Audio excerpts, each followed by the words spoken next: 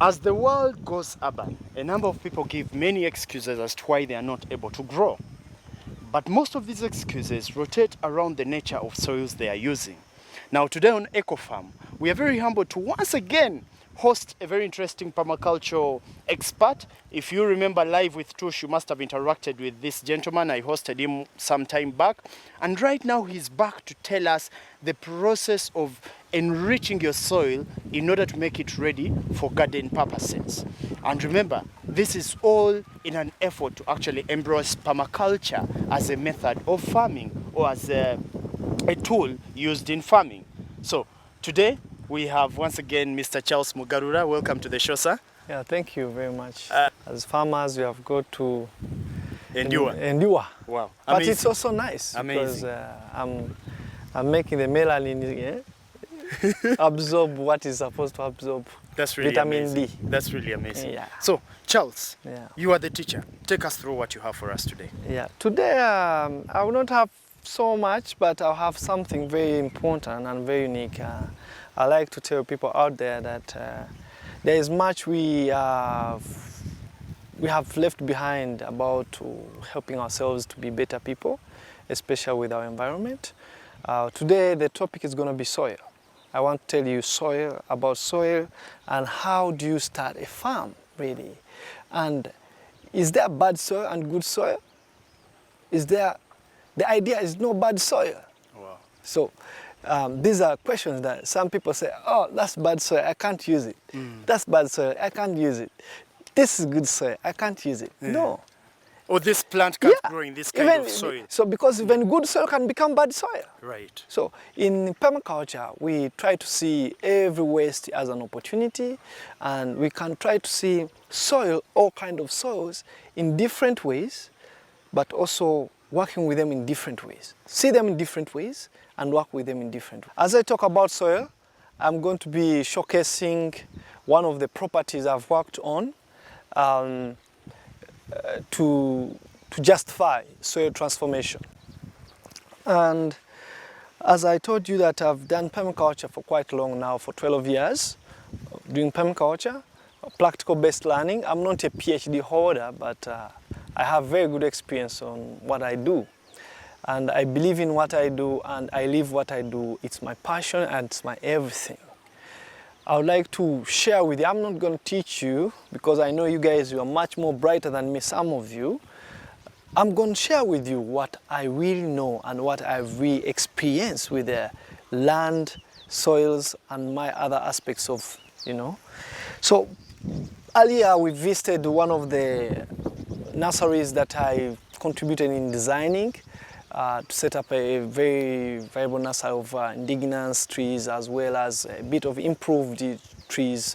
And all these trees have a big role they play in environment, apart from really giving us the freshness of the air, but they have really, I cannot talk about soil and I don't talk about trees, and I don't talk about those things or those plants that stand on the soil, and we as the human beings. So today we have, very well, we have a number of soils, different types of soils. But today I will just cut the story short to focus on what exactly is on this property. When you look outside there, you can see red soil. That is red soil, and it's light. At the same time, it just that you cannot see its redness because of the rain. Today we had a rain showered it, and you can see that it's a bit soaked, but when the real sun goes into it and it drains all the water, it's red. It turns into red color. And the same soil is here on this property. And most of the people here have been growing sugarcane. Always sugarcane. This was a forest before, and it is cut down into a sugarcane. Where we are standing right, it was a farm for cattle, animals. And my auntie Beatrice Cuba bought this property and loaned it to me. As he loaned it to me to use it as I develop my other properties.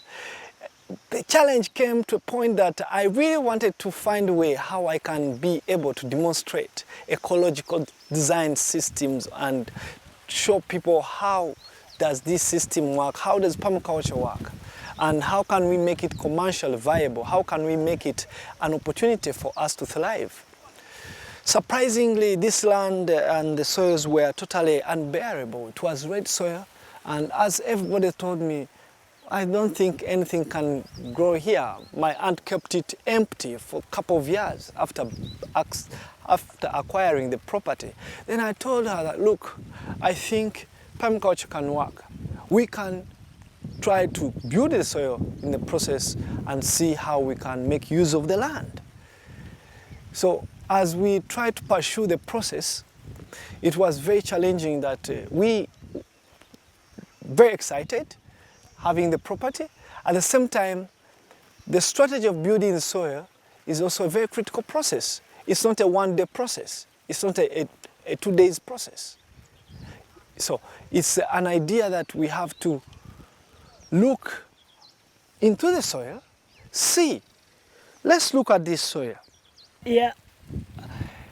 So I want to tell you something very interesting. As I mentioned before, no bad soil. If you believe me, watch this video. When you look at this soil, it's red soil. It's the same soil down there in the quarry, taken to be used as road construction and all what it does. And I'm using the same soil to grow. In 3 years, I've been trying to see how best we can improve or add more organic matter to the soil. Look at this soil. We have wind blowing from, would be the east. And we have, it's going to the west. So we are going to try to see what is the weight of the particles of this soil. You can see it doesn't come back in the same position. Less of the soil comes back. But if it was sand, almost all of it would have been going. We would have been losing much more, much of the sand. But it's room soil, but just its properties are acidic. And we cannot tell the content of acidity, but the color. The color has an influence of telling you the content of whether the soil can be acidic or not. At the same time, there are some crops that are good on acidic soils and not. But in particular, our soil here, our soil is room soil, but also light. Its properties is light soil, and it's not favorable for plants that cannot retain water by themselves. It's very light. It easily loses water. Today we had a heavy rain in the morning. By the time 6 hours, almost 8 hours of the day, the soil looks dry and there is reaching of nutrients.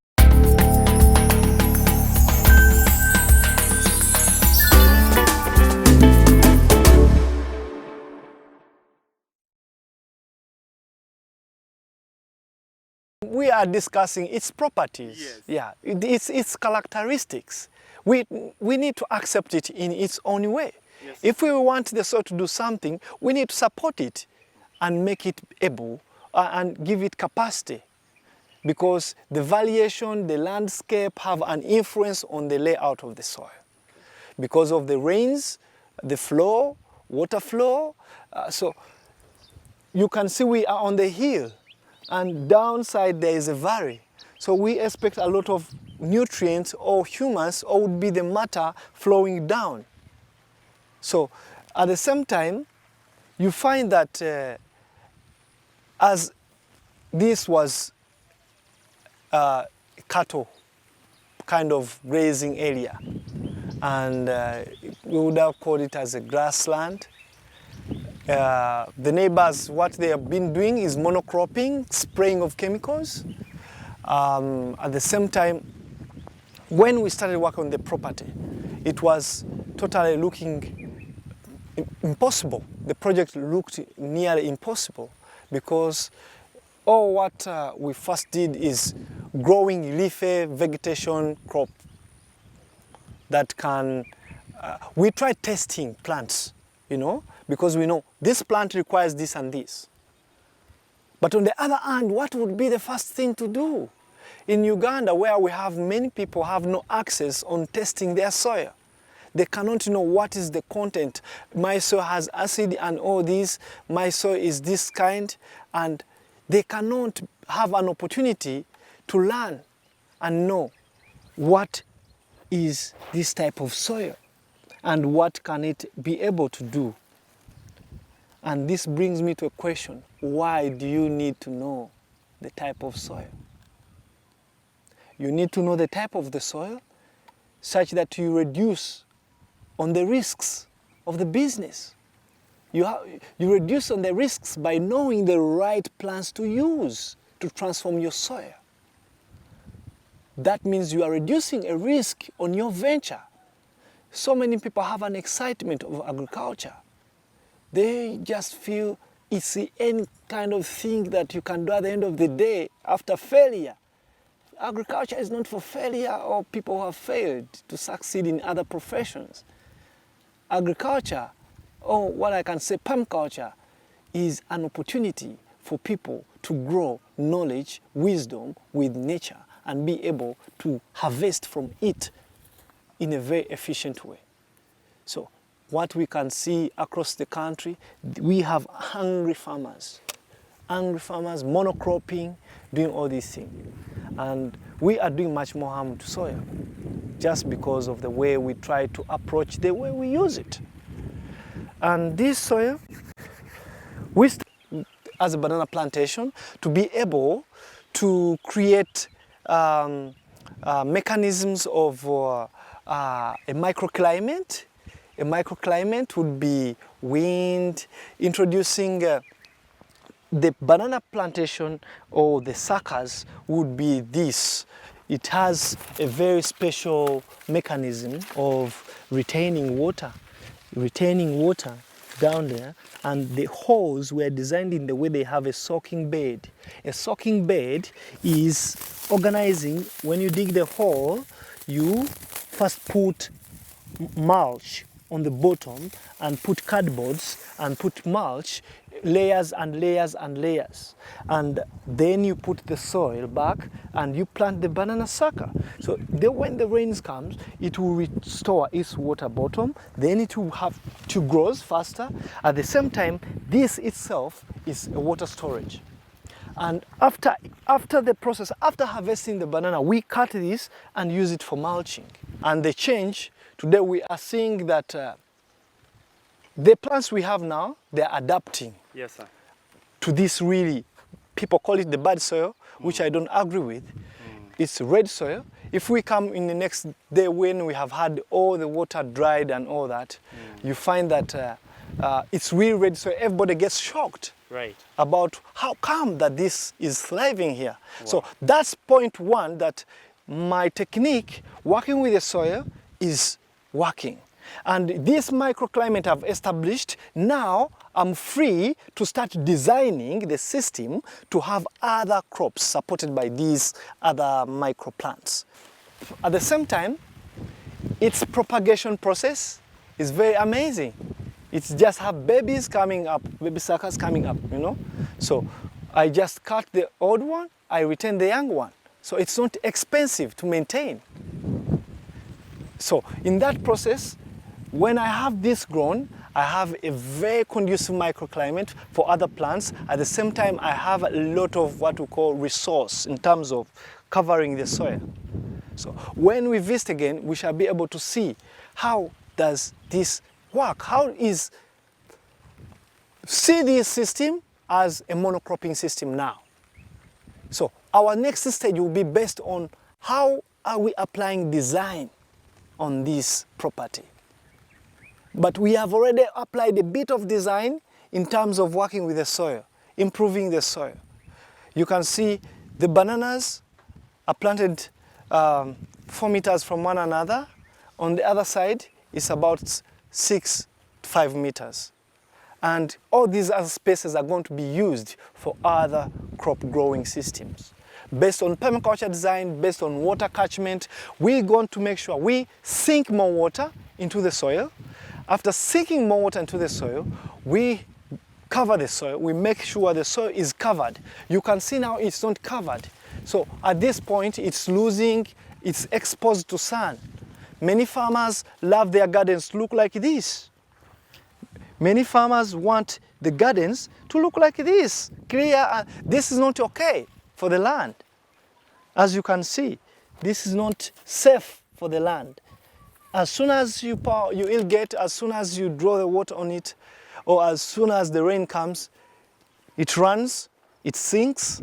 At the same time, when the heat comes, nutrients evaporate. And also some microorganisms die because of the heat. So what is the best way to keep soil? The best way to keep soil is covering the soil, making sure that all soils are covered. So it's one activity we have got to do on this property as we try to apply the design process. At the same time, we are seeing an elevation which is almost about 0.5 or 5 almost, or 1. An elevation from the bottom of the farm to the top. And what is going to happen? We're going to apply water swales. The water swale mechanism as well hedges, planting on the edge of the water swale such that we catch the water. At the same time, the land is it's big, but at the same time, we are doing commercial production for this, permaculture commercial production. We are going to be applying a more agroforestry integrated system. We have fruit trees within the system. At the same time, we have the food crops, we have the herbs, we have soil feeders. So we are seeing our banana plantation not as really for harvest, as soil feeder, as soil building mechanism tools. So with this, we have not yet seen how the permaculture design looks like, but this is an uncover process on how to build soil. Anybody can do it. It can be replicated. You can do it for yourself. You can do it for your home. You can do it for your property. And we are going to use this small land to produce as much quantity of produce we can produce to be able to supply for our fresh food basket, Friday Fresh Food Basket program. So we are looking forward to learn with you as you learn from us, as we're going to share all what we do on this land. And this is something I felt you need to see before we apply a detailed permaculture design. It will be a very good witness and justification for permaculture and how it works.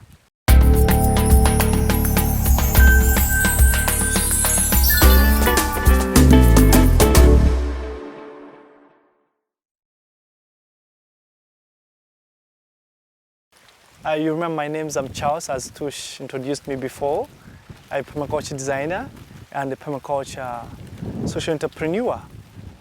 I believe I'm a blessed gardener since I was 14 years, and I make everything grow on anything. So land, soil, plants, people, animals, those are my best friends. So I would like to tell you much more. Why are we really doing soil? Why is it soil? Why do we need to talk about soil? Why do you need to think about soil? Every farmer, everybody who wants to farm, what are the key, most important elements you should consider before you do whatever you want to do is soil. Everything we have, including us, anything you see is soil in all one way or the other. So why do you need soil? And why should we say soil is the big deal now? When we don't have the soils, we cannot grow. We can say that, we have so much bad soils, but the truth, we don't have any bad soil.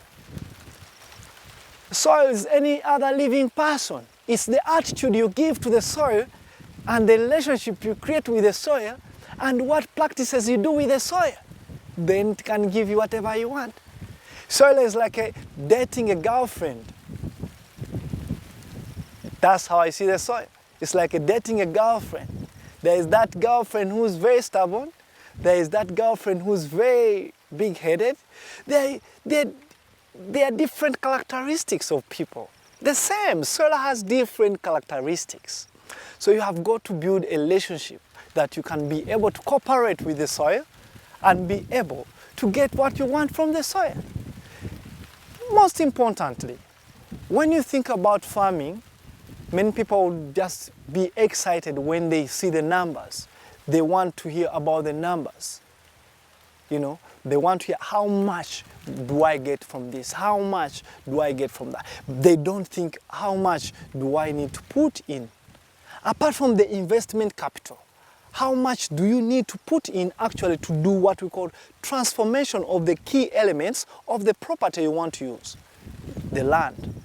So soil is something that fundamentally builds everything that you need to thrive. If you have not been keen to take care of the soil, then you are not having any space or any further opportunity to harvest from it in a wrong land or in a medium term. So many of our activities as individuals are short term. They make us think in a very, very critical and very abusive way to soil. We think we are the smartest people, but in the wrong run, we are nailing our lives. We are creating a limit on our survival because we are not giving attention to the key fundamentals of life, and that is soil. So while you want to build a farm, you want to start a project, you want to do anything with your life, think about the soil and how you're going to use it.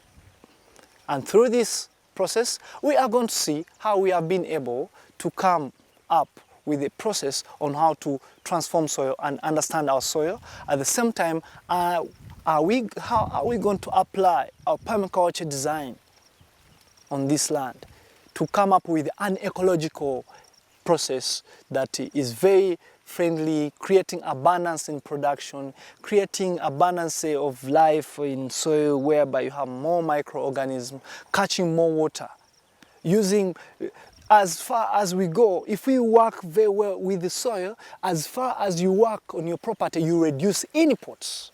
You don't increase inputs. The more you destroy your soil, or the more you create a very, very poor relationship with the soil, the more you have to spend more money on it. So that's when we come to chemicals. The more you use chemicals in a wrong land, the more you're going to demand for more chemicals to use.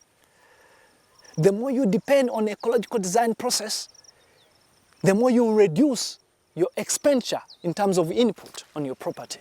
Those are the few key tips that I would like to share as we move further with our program. Thank you.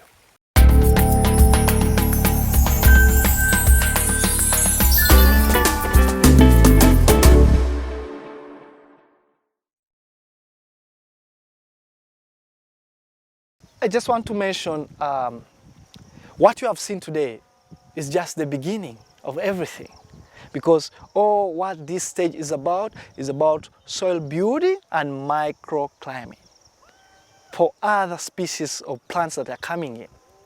At the same time, I'm trying to create an opportunity for me to have a better design process. And this way, I would say, what should we expect in our next episode or our next observation? You will see mini micro ponds in this process. You will see a lot of harvests. You will see different species, how they work to support one another. You will see how do we catch the water on this gentle sloping land, and how will that soil be looking like.